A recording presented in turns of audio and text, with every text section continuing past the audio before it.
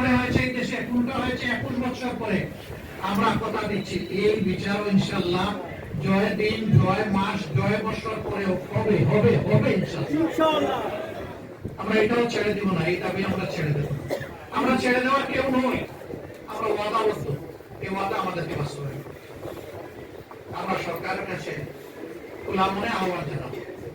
ভুলভ্রান্তি মানুষের হয়, দলের হয়, সরকারের হয়, বিরোধী দলের হয়, সবার।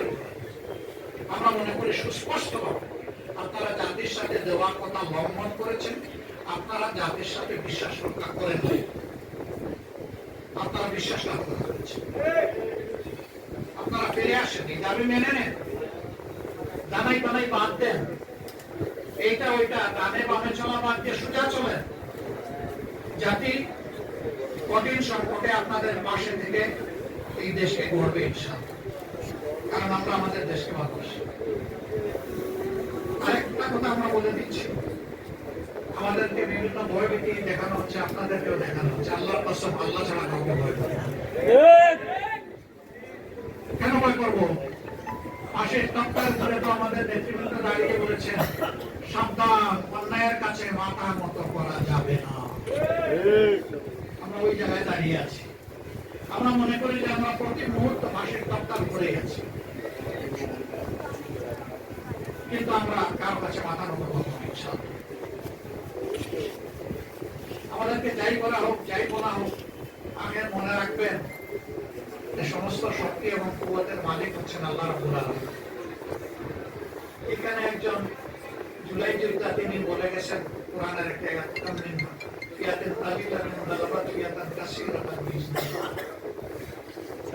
মরদের দম্বে, অহংকারে কেউ যেন পেটে না পড়ে। আল্লাহর কাছে এটা 2 পয়সার মূল্য। আল্লাহ চাইলে বিশাল বাহিনীর উপর ছোট বাহিনীকে বিজয় দিয়েছেন, বারবার দিয়েছেন ইতিহাসে। সে বিজয় তো আমরা দেখেছি। আমাদের সন্তানরা হাতের মধ্যে একটা দা কিরিশ নিয়েও রাস্তায় নামে, ইমানের অস্ত্র বুকে ধারণ করে, আল্লাহর উপর ভরসা করে, দেশপ্রেম, মানব প্রেমে উদ্বুদ্ধ হয়ে তারা খালি হাতে মোকাবেলা করেছে। সমস্ত অস্ত্র, বোমা, বারুদ সবকিছু সেদিন বুথা হয়ে গিয়েছে, তার উত্তরণা নাই। এই দেশের মানুষকে, যুব সমাজকে মেহরবানি করে ভয় দেখাবেন না। জুলাই যোদ্ধাদের উপর আক্রমণ হচ্ছে বিভিন্ন জায়গায়, আমাদের উপর আক্রমণ হচ্ছে। দোষ আমাদের একটাই, যে আমরা অন্যায়ের বিরুদ্ধে কথা বলতেছি।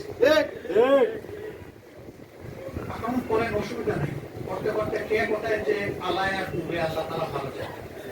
কিন্তু আমরা যা বলার জাতির অধিকারের জন্য আমরা বলেই যাব।